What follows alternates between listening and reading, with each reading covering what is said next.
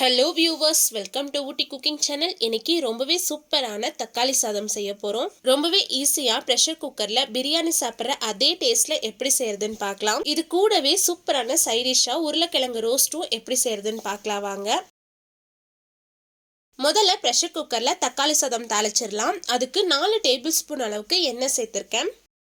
எண்ணெய் சூடானதும் இதில் 2 பிரியாணி இலை சேர்த்துக்கலாம். கூடவே 4 துண்டு பட்டை சேர்த்துருக்கேன். இது கூடவே 5 கிராம்பு 2 ஏலக்காய் சேர்த்துருக்கேன்.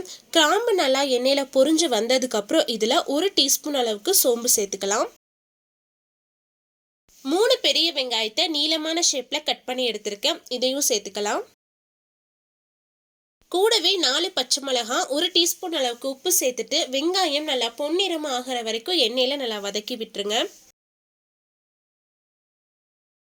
வெங்காயம் நல்லா வதங்கி வந்துருச்சு. இப்போ இதில் 2 டேபிள் ஸ்பூன் அளவுக்கு இஞ்சி பூண்டு விழுது சேர்த்துருக்கேன். இஞ்சி பூண்டோட பச்சை வாசமெல்லாம் போகிற வரைக்கும் எண்ணெயில் நல்லா வதக்கி விட்டுருங்க. இஞ்சி பூண்டை ஃப்ரெஷ்ஷாக அரைச்சி சேருங்க. அப்போ தான் நல்ல மணமாகவும் சுவையாகவும் இருக்கும். இஞ்சி பூண்டு நல்லா வதங்கி வந்ததும் இதில் தக்காளி சேர்த்துக்கலாம். நான் 4 பெரிய சைஸ் தக்காளியை கட் பண்ணி எடுத்திருக்கேன். சின்ன தக்காளியாக இருந்தால் 5லேருந்து 6 தக்காளி சேர்த்துக்கோங்க. இது கூடவே 1 டீஸ்பூன் அளவுக்கு உப்பு சேர்த்துட்டு தக்காளியை நல்லா வதக்கி விட்டுடலாம். தக்காளி நல்லா மசிய வதங்கி வரணும். அப்போ தான் நல்லா ஒரு டேஸ்ட்டாக இருக்கும். தக்காளியை மிக்சியில் அரைச்சி சேர்க்கறத விட இந்த மாதிரி பொடியாக கட் பண்ணிவிட்டு நம்ம நல்லா வதக்கி செய்யும் போது இன்னும் நல்லா டேஸ்ட்டாக இருக்கும். தக்காளி நல்லா வதங்கி வந்துருச்சு. இப்போ இதில் மசாலா சேர்த்துக்கலாம். 1 டீஸ்பூன் அளவுக்கு மிளகாய் தூள் சேர்த்துருக்கேன். நம்ம ஏற்கனவே பச்சை மிளகாயும் சேர்த்துருக்கோம். அதனால உங்கள் காரத்துக்கு தகுந்த மாதிரி மிளகாய் சேர்த்துக்கோங்க. கூடவே 1 டீஸ்பூன் அளவுக்கு மல்லித்தூள் சேர்த்துருக்கேன். கூடவே 1 டீஸ்பூன் கரம் மசாலா சேர்த்துருக்கேன். கரம் மசாலாக்கு பதிலாக பிரியாணி மசாலா வேணாலும் சேர்த்துக்கலாம். கூடவே கொஞ்சமாக மஞ்சத்தூள் சேர்த்துட்டு ஒரு கைப்பிடி நிறையா பொடியாக நறுக்கின புதினா இலை சேர்த்துருக்கேன். இது எல்லாத்தையுமே நல்லா வதக்கி விட்டுருங்க. அடிப்பிடிக்காமல் பார்த்துக்கோங்க.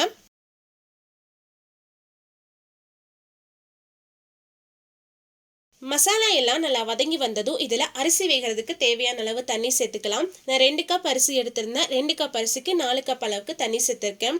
நீங்கள் பாஸ்மதி ரைஸ் எடுத்தீங்கன்னா 1 கப் அரிசிக்கு 1.5 கப் அளவுக்கு தண்ணி சேர்த்துக்கோங்க. நான் புல்லட் அரிசி எடுத்திருக்கேன். இது கூடவே தக்காளி சாதத்துக்கு தேவையான அளவு உப்பு சேர்த்துட்டு நல்லா கலந்து விட்டுருங்க. தண்ணி இந்த அளவுக்கு நல்லா கொதிச்சு வந்ததுக்கு அப்புறம் இதில் நம்ம ஊற வச்சு எடுத்து வச்சிருந்த அரிசியை சேர்த்துக்கலாம். நான் 1/2 கிலோ அரிசியை 2-3 தடவை நல்லா அலசிட்டு 10 நிமிஷம் ஊற வச்சு எடுத்திருந்தேன். அதிக நேரம் ஊற வச்சிங்கன்னா சாதம் குழஞ்ச மாதிரி ஆயிடும். குக்கரில் செய்கிற சாதத்துக்கு மட்டும் 10 நிமிஷம் மட்டும் ஊற வைங்க. அதிக நேரம் ஊற வைக்க வேண்டாம். அரிசி சேர்த்துட்டு நல்லா கலந்து விட்டுருங்க. உப்பு சரியா இருக்கான்னு செக் பண்ணி பார்த்துக்கோங்க. உப்பு கொஞ்சம் உரப்பா இருக்கணும். அப்போதான் சாதம் வெந்து வரப்போ சரியா இருக்கும். தண்ணி இந்த அளவுக்கு நல்லா கொதிச்சு வந்ததுக்கு அப்புறம் இதில் ஒரு கைப்பிடி நிறைய பொடியான நறுக்கின மல்லி இலை சேர்த்துட்டு கலந்து விட்டுருங்க. குக்கரை மூடி வச்சு அடுப்பை மீடியம் ஃப்ளேமில் வச்சுட்டு 2 விசில் விட்டு எடுத்துக்கலாம். அடுப்பை ஹை ஃப்ளேமில் வச்சிங்கன்னா அடி பிடிச்சிரும். அதனால மீடியம் ஃப்ளேமில் வச்சு குக் பண்ணி எடுத்துக்கோங்க. ப்ரெஷர் எல்லாம் போனதுக்கு அப்புறமா குக்கர் ஓப்பன் பண்ணலாம். குக்கரில் ப்ரெஷர் போகிறதுக்குள்ளே உருளைக்கிழங்கு ரோஸ்ட் ரெடி பண்ணிடலாம். நான் 1/2 கிலோ அளவுக்கு பேபி பொட்டேட்டோஸ் எடுத்திருக்கேன். இதை நல்லா கழுவி ஒரு குக்கரில் எடுத்து வச்சிருக்கேன். இது கூடவே கொஞ்சமாக உப்பு சேர்த்துக்கலாம். இது கூடவே 1.5 கப் அளவுக்கு தண்ணி சேர்த்துக்கலாம். குக்கரை மூடி வச்சு 2 விசில் விட்டு எடுத்துக்கலாம். இது பேபி பொட்டேட்டோஸ் அப்படிங்கறனால சீக்கிரமாக வெந்துடும். அதிகமாக விசில் வைக்க வேண்டாம். 2 விசில் விட்டு எடுத்துக்கலாம். பேபி பொட்டேட்டோஸ் எல்லாமே நல்லா வெந்து வந்துருச்சு. இது சூடு ஆறுனதுக்கு அப்புறமா இது மேலே இருக்க தோலை உரிச்சு எடுத்துக்கலாம். எல்லா உருளைக்கிழங்குமே தோல் உரிச்சு ரெடியாக இருக்குது. இப்போ இதை எப்படி மசாலாவில் ரோஸ்ட் பண்ணுறதுன்னு பார்க்கலாம். கடாய் சூடானதும் இதில் 4 டேபிள் ஸ்பூன் அளவுக்கு எண்ணெய் சேர்த்துருக்கேன். எண்ணெய் கொஞ்சம் அதிகமாக இருந்தால் தான் நல்லாயிருக்கும்.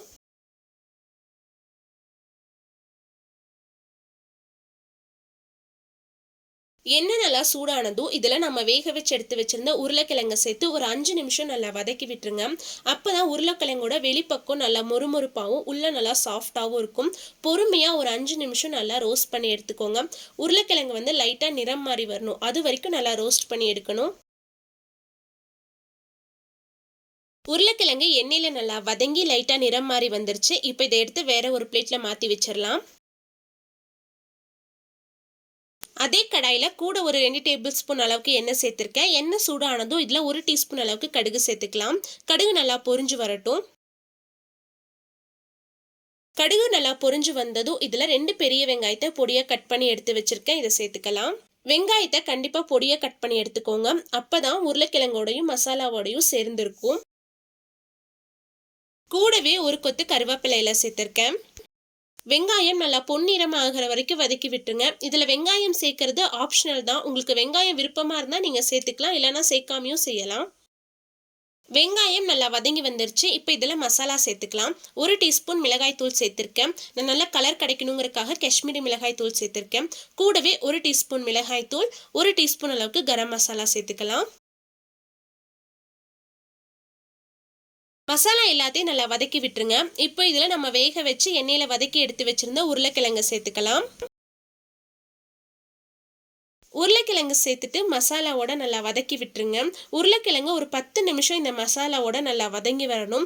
அடுப்பு லோ ஃப்ளேம்லேயே வச்சு வதக்குங்க, இல்லைன்னா அடி பிடிச்சிரும். தண்ணி எதுவுமே சேர்க்கக்கூடாது. இந்த மசாலாவோடையும் உருளைக்கிழங்கு நல்லா ரோஸ்ட் ஆகி வரணும். தேவைப்பட்டா 1 டேபிள் ஸ்பூன் அளவுக்கு எண்ணெய் சேர்த்துக்கோங்க, இல்லைன்னா நெய் சேர்த்து கலந்து விடுங்க. உருளைக்கிழங்கு நல்லா ரோஸ்ட் ஆகி வந்துருச்சு. உருளைக்கிழங்கோட மேல் பக்கம் கொஞ்சம் மொறுமொறுப்பா இருக்கிறதுக்காக அடுப்பை ஹை ஃப்ளேம்ல வச்சு இன்னும் ஒரு 2 நிமிஷம் ரோஸ்ட் பண்ணி எடுத்துக்கலாம். இப்போ இதுல பொடியா நறுக்கின மல்லி இலை சேர்த்துட்டு லைட்டா கலந்து விட்டுருங்க.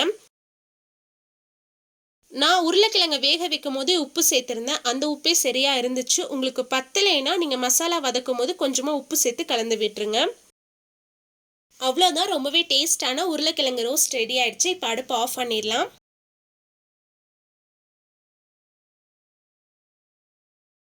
தக்காளி சாதமும் குக்கர் ப்ரெஷர் போய் ரெடி ஆயிடுச்சு. இதையும் ஓப்பன் பண்ணிடலாம்.